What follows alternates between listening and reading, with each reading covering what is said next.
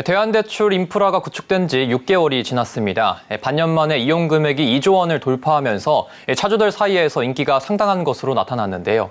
앞으로 은행 대출의 핵심인 주택담보와 전세대출까지 포함이 되면 차주 이탈을 막기 위한 대출금리 경쟁이 더 치열해질 것으로 보이고 있습니다. 자세한 내용은 금융부 김수빈 기자와 나눠보겠습니다. 안녕하십니까? 안녕하세요. 네. 지난 5월 31일 온라인에서 낮은 금리의 대출로 갈아탈 수 있는 대한대출 인프라가 출범을 했는데 이달 10일까지 이용 금액이 2조 원을 좀 넘어설 정도로 지금 인기가 관심이 높고 있는 상황인데 어떻게 되고 있습니까?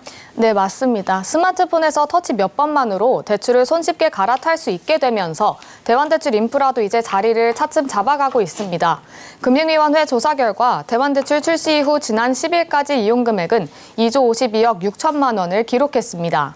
약 8만 8천 명에 이르는 금융 소비자들이 낮은 금리로 갈아탔고 절감된 이자는 연간 약 398억 원으로 집계됐습니다. 하락한 대출금리 평균은 약 1.6%포인트고 대출금리가 내려가 신용점수가 오른 금융소비자의 평균 상승폭은 35점이었습니다. 특히 제2금융권 간 이동, 제2금융권에서 은행권으로 이동한 사례가 좀 늘어났는데요. 전체 대출 이동 중 제2금융권 금융소비자의 대출 이동이 차지하는 비율은 지난 6월 9.3%에서 이달 10일 22.1%로 높아졌습니다. 네, 지금은 신용대출만 이용이 가능한 상황인데 금융 소비자가 가장 원하는 건 주택담보대출과 전세대출입니다. 이게 포함이 되면 규모가 지금보다 좀 폭발적으로 늘 것 같은데 어떻게 될 것 같습니까? 네, 내년 1월부터는 아파트 주택담보대출, 전세대출도 손쉽게 비교하면서 갈아탈 수 있게 되는데요. 전세대출을 포함한 주담대는 약 840조 정도 됩니다. 지난 10월 기준으로 금융권 전체 신용대출은 246조 원 정도인 것을 감안하면 규모는 신용대출의 약 3배에서 4배 정도가 되는 겁니다. 주담대와 전세대출은 신용점수에 따른 차등이 있지만 금융기관별 금리가 최대 1%포인트 차이를 보입니다. 특히 주담대와 전세대출은 자금 규모가 커서 0.1%포인트 이율만으로 옮기려는 수요가 적지 않을 거라는 게 금융권의 시각입니다. 따라서 실제 대환까지 이어지지는 않더라도 수요가 상당할 것으로 관측됩니다. 이게 주담대나 전세대출은 은행이 요구하는 서류를 준비해서 직접 영업점에 방문을 해야 하고 또 심사를 받는 시간도 감안하면 좀 불편함이 컸었는데 이번 대환대출에서는 이런 불편함들이 좀 없어지는 걸까요? 맞습니다. 이 대환대출 인프라의 취지가 원스톱으로 간편하게 갈아타자는 겁니다. 영업장 방문은 사실상 없어져서 차주들의 당장 만족도는 높아질 것으로 보입니다. 이는 새롭게 구축되는 대출이동 중개 시스템이 이 역할을 하는 건데요. 당초 올해 출범 예정이었지만 이 시스템의 구축 필요성 때문에 시행 시기가 내년 1월로 옮겨진 겁니다. 이 시스템은 금융사와 금융소비자의 기존 대출 정보를 주고받고 대출금 입금 등 상환 절차를 중개하는 방식입니다. 예를 들어 A라는 사람이 B은행에 대환대출을 신청하면 B은행은 중개 시스템에 접속해 A씨의 기존 대출 이력과 입금 상황 등 자료를 내려받는 겁니다.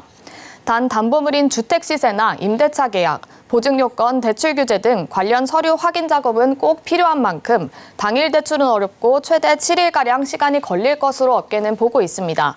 전세대출 역시 비슷한 시간이 걸릴 것으로 보입니다.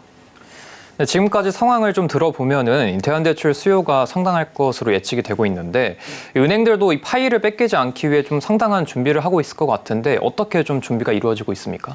네, 파이를 뺏기지 않기 위해서 벌써 대환대출 전용 상품을 줄줄이 출시를 하고 있습니다. 네. 먼저 신호탄을 쏜 건 국민은행입니다. 국민은행은 지난달 100% 비대면으로 처리되는 아파트 담보대출을 출시했습니다. 신한은행도 대환대출 전용 비대면 주담대 상품인 주택담보대출을 출시했고요. 또 하나은행과 우리은행 역시 대환대출 전용 비대면 주담대 상품 출시를 앞두고 있습니다. 이렇게 줄줄이 상품 출시에 나서는 이유는 연말 주담대 대환 인프라 가동 대비에 더해 차주들을 뺏기지 않기 위한 견제 수단으로 풀이가 됩니다.